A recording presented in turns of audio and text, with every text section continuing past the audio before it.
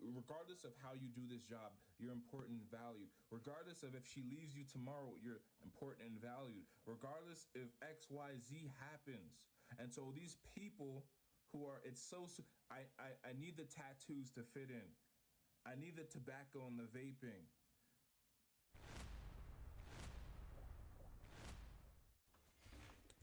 How you doing, guys? It's Zenoyashu. I have a video that is near. I have a topic that we're going to talk about that's near and dear to my heart. That's the military. If you didn't know, I'm Air Force. 4-year contract. I'm 3 years in, and videos are going to address certain things that are going on in the military as a whole, certain things that we're going through, and because this hits close to home, I'm going to have a lot to say on it, so it's going to be a longer video. So we're going to let the video play through in its entirety, and then I'm going to give my commentary at the end. So I have 2 different clips for you guys. So let's start with the first one. Plan B was to get home, tell your wife and kids you love them, then walk into the garage and hang yourself. Walked into the house, wife's taking a shower, kids are out back playing. So I go in to tell the wife I'm home, I love you. And I wasn't even gonna tell the kids, I was just gonna walk in to the garage and hang myself. So she was showered, she's like, hey babe, do you wanna jump in the shower with me? And that's what saved my life. Because I got in the shower, she goes like this, you know, try to feel. She just looks at me in the eyes, she goes, baby, she goes, please tell me what's going on. And, you know, me thinking I was hiding everything very well, I just broke down and just floodgates started crying. And all I could tell her was like, I don't know what's going on. I said, the only thing I do know is I have my Glock 21. I just pulled the trigger on it twice. I'm pissed off that the rounds didn't go off. And my plan is to be in here to tell you I love you and to go out to the garage and hang myself. That day my wife took action. And that's what saved my life. Wife. So he said his wife saved his life. He's going through things, and the first, I don't know if it was the first, but the solution he came to was that his wife and his kids would be better off without him. And so my experience in the military so far, I've been extremely blessed in the sense that I came in older. I didn't come in as a freshly 18-year-old. I didn't come in naive and bright-eyed and bushy-tailed. And I had worked a couple of jobs before. I've worked at a car wash, worked at Century 21, the department store, not the financial one. I'd worked at Sears. I worked at Home Depot. I understood what a job was and separating life and career. And I've had practice balancing life things. And I work out, I had hobbies. And so what I noticed after joining the military is that, so of course, it's a little more stressful because the nature of the job is of higher demand. So you need good training to do your job because there's stuff at risk. You're defending the nation.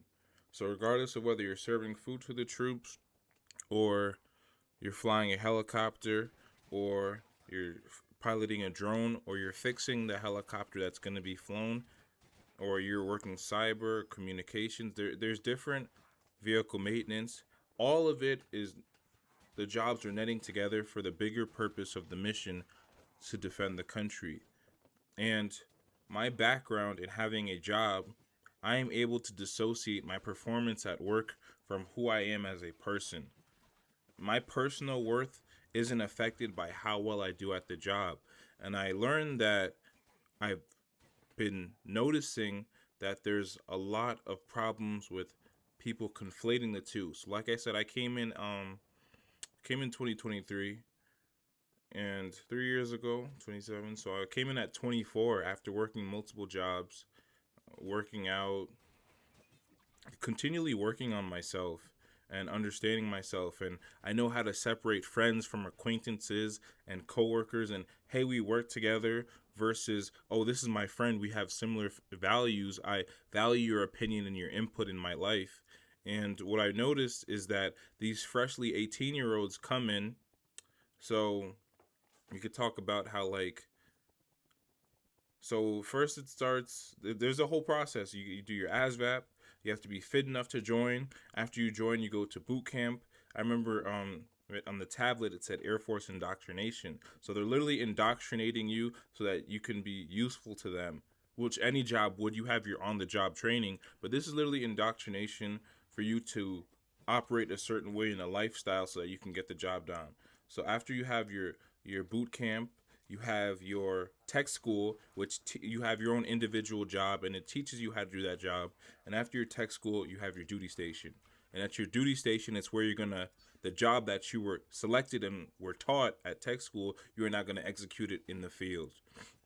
And so what I notice is lot of young people come and they don't know how to dissociate, how to separate, how to compartmentalize personal life and work life. And so if I make a mistake at work now, that's a hit on my personal life.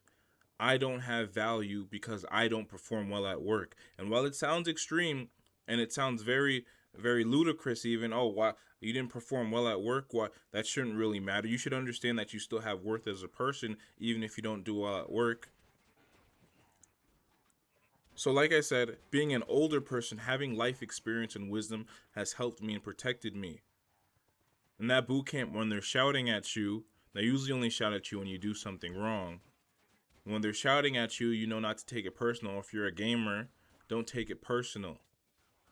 And we all have our hiccups. Mine was sleeping even, but some people took it worse than others. Some people like, I could never be in that environment again. Getting shouted at that boot camp. They saw it as a granted, the times are changing. 60 years ago, when they can hit you, this is now they can't touch you, and the laws are changing. But the generations change. We have a softer social media generation. Just getting yelled at is a high stress situation for them. And so now on the job training, this was the first time in my life I've ever experienced. So when you go to a job so I'm going to talk from my experience. I don't know about the whole military. I've noticed that there's a problem, but I'm going to talk about my experience. I've noticed I'm fixing planes, so maintenance. If it's a regular job, when you go into that job, you have no prior knowledge of it. You don't know the job. I go to Home Depot, I'm going to be a cashier. They train me to be a cashier. You're in the food service, they train you to do the food stuff. You're stocking shelves, they train you to stock shelves. They aren't going to clown you or make fun of you for not knowing that job.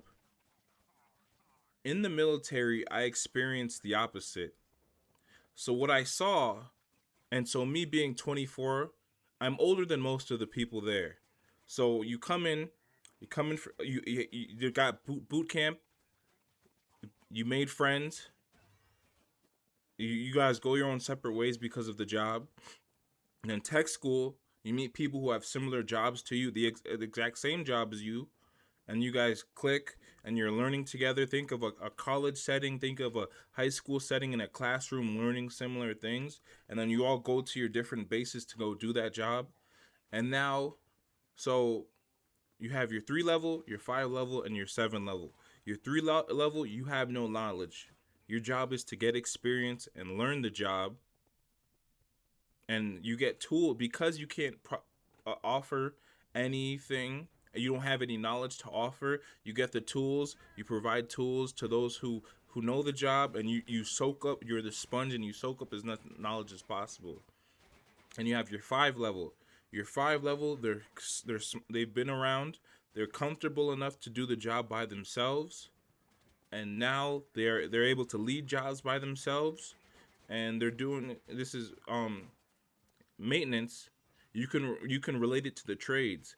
Now your 7 level, they've been here the longest, they have the most amount of knowledge. They're here to check that the 5 levels are doing everything accurately, that they're going to task by a step by step following the manual per se. And so that's the division. So starting at the lowest, not knowing anything, I have never experienced. I remember coming bright-eyed, bushy-tailed, ready to learn, And you have these people younger than you. So imagine a 5 level. So I'm 24 as a 3 level. A 5 level who's 18 years old, 19 years old, 20 years old, very standoffish, very cold. Um, so what the culture is that they were beaten into submission with words, and so they could carry on that tradition. They beat you into submission, teaching you to learn. I understand that all your life. So I've already have college. I have life experience. You don't need to break someone down to build them up. If someone's truly a good teacher, they can teach you without tearing you down verbally. But not here in this environment. If you made a silly little mistake, they're talking to you like they're expecting you to know everything. They have an attitude mad at you for not knowing anything. And it's like, what? And so you would hear how these guys talk to each other, and you make a little mistake and they hold it over each other, and it's such a negative environment, honestly and truly, compared to. So but I honestly, you could call me soft, whatever you want. I listen, this video is about the rates of offing themselves and understanding why. What I'm alluding to while building up, I'm building up, drawing a map for you to understand the culture of the place and why it's like this. And so you're hopeful. You start out hopeful. And so everyone who joined the military started out hopeful. And this is in 20 in the 2020. After 2020, I'm speaking on, you took that ASVAB, you took the test, you got knowledge to take this test, to leave your situation. Your home situation isn't what you want. Maybe you want the benefits, maybe you want just stability. You've left your situation, you've taken this ASVAB test, and you've left your situation.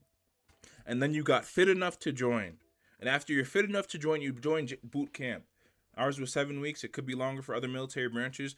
But now you've stayed. You didn't quit. There were people who quit. You stayed throughout the whole process, and now you made it to tech school. And so in that boot camp process, you've given up your alcohol. You've given up your weed. You've given up your nicotine.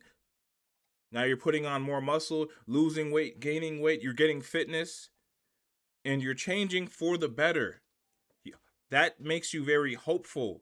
And now you go to tech school, you see people going back to their vices, straight back on the vape, straight back on nicotine, straight back to corn, straight back to all the vices. There are people getting DUIs in tech school. And then in the job, the duty station, you're hopeful, you want to make friends. You're here to do your job, of course. There's a mission, a greater mission and greater importance. The reason why you had to be trained so hard was because people's lives are at stake, because you're part of the mission. There's an importance, and we understand that. What I'm saying is that the way you train the culture is to tear others down. So I had Christ. I had Jesus. My personal and I have wisdom. My personal worth cannot be torn down because of a job. If I make a mistake of a job, that doesn't hurt me as a human being because I understand who I am. You have people, I remember one of the teachers saying, "Oh, get out of my face. You don't understand this. You couldn't solve this. You should have been aborted." Just and I'm letting him talk because there's rank in seniority. So I'm Nigerian. We understand rank. We understand seniority.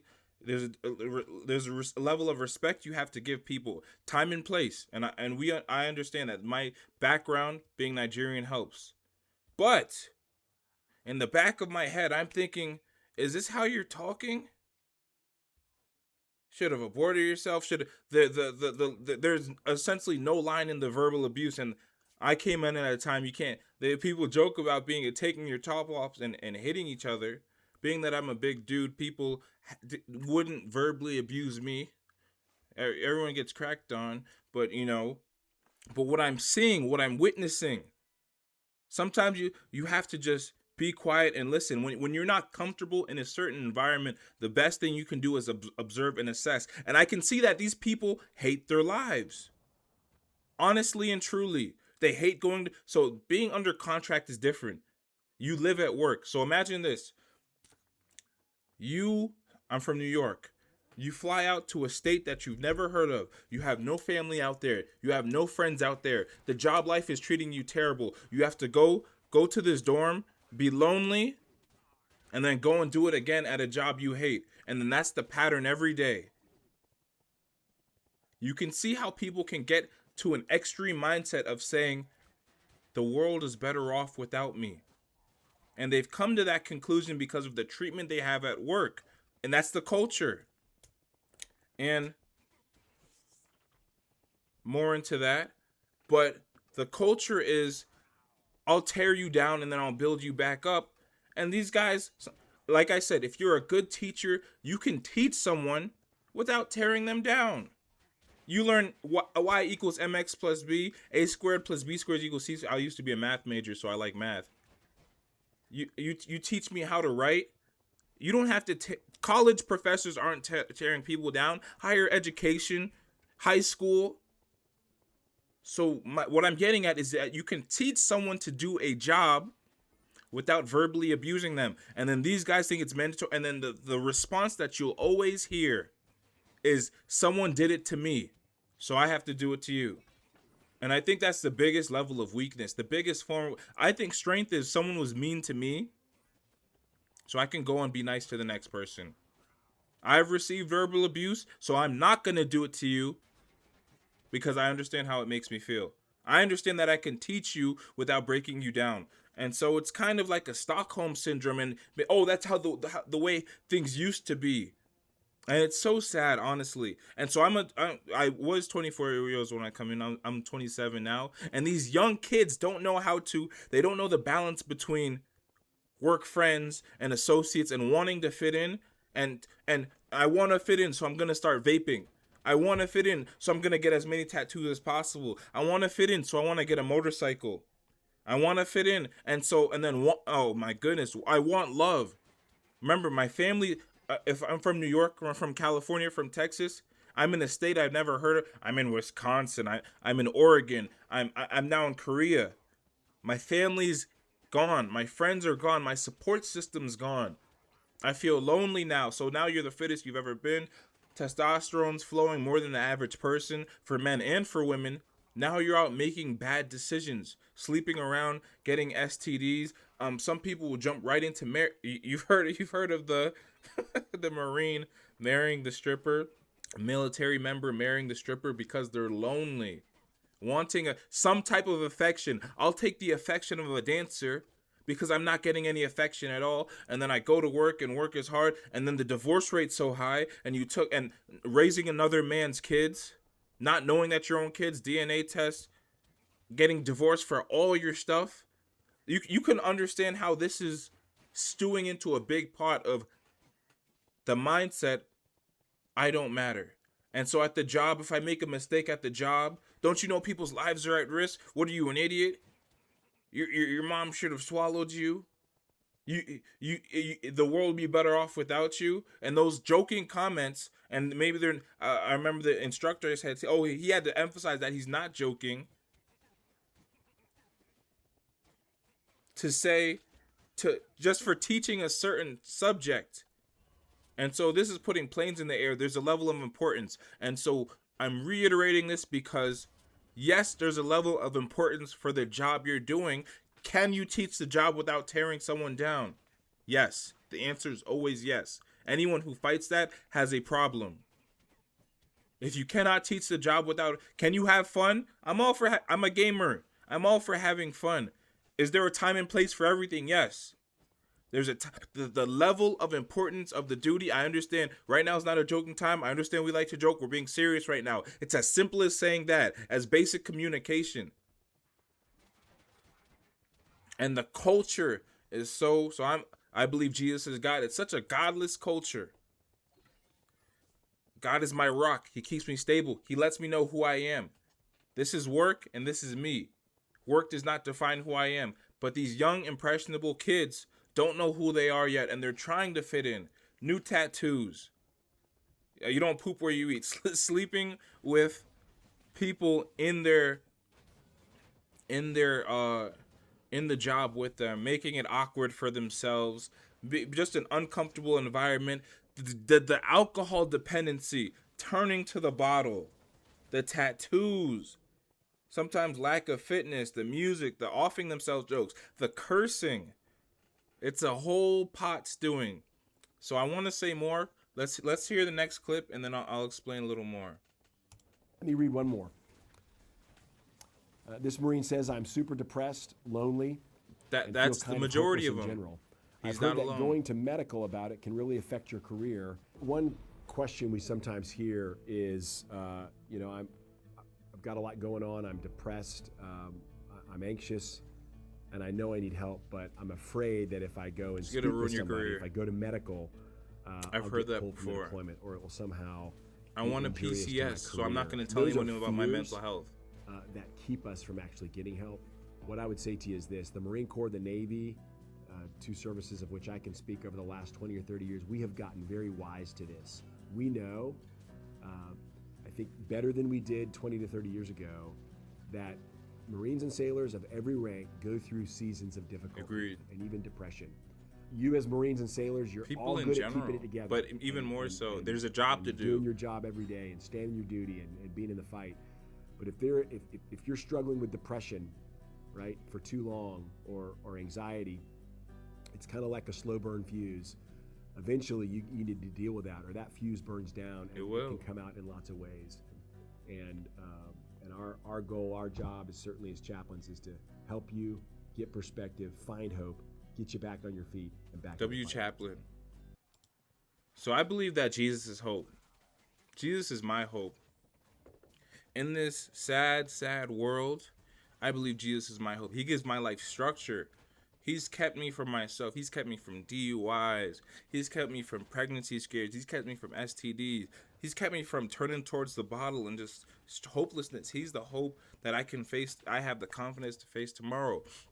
And a lot of these young people, what I've seen, literally, I made a list when I first came in. Everything that people are doing in the military, if I just do the opposite, I'll be okay.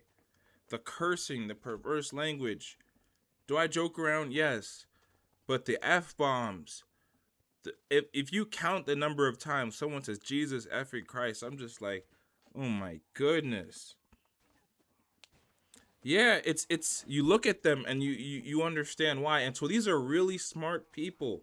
People who are once hopeful for the future, and they join to get the benefits. They join to get out of a bad situation. Maybe they join for pride for their country. And then the culture beats them down. And so I'm completely grateful. I don't have any situations, no DUIs, no involvement with the law. I have a wife and kids, and they've kept my head on. But what we see is, so I was a man before I met my wife. God forbid my wife left tomorrow, I'm still a man. There are people who go to if my kids left, I love them. I have met my God before I came in the military. If I lost them tomorrow, I'm still a man. Would I be sad? Yes. There are people who go to the extreme. If she leaves me, I'm going to off myself. God forbid. If extreme consequence happen, I get divorced. If you don't know the memes is you come home from a deployment and you catch your wife with someone else, you shoot them and then shoot yourself. Why? Because it's real. You go away for a long period of time doing a job, and loneliness, and then people make mistakes. Having conversations. So I was watching Chicha Zed. I was watching MTR, Alpha Male Strategies, getting comfortable in my masculinity. Like I said, I learned knowledge, and then wisdom is applying it over time. Being comfortable being a man, stepping into masculine frame, understanding that it's not what happens to you, but it's how you react to what happens to you. Understanding discipline, understanding purpose, understanding hobbies. Understanding that life, you're made in the image of God and you have importance. And if you, regardless of how you do this job, you're important and valued. Regardless of if she leaves you tomorrow, you're important and valued. Regardless if X, Y, Z happens. And so these people who are, it's so, I need the tattoos to fit in. I need the tobacco and the vaping.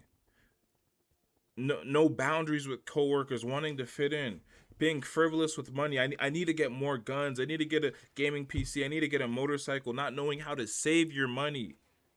The cursing, the music, it's just a big stew. Being away from home, especially being away from your loved ones for a long time, being away from your friends for a long time, you need to know how to make friends. Part of this was I used to practice cold approaching. This is the cold approachings for dating, and you go up to girls and talk to them and make them feel comfortable to get their number. You shoot your shot.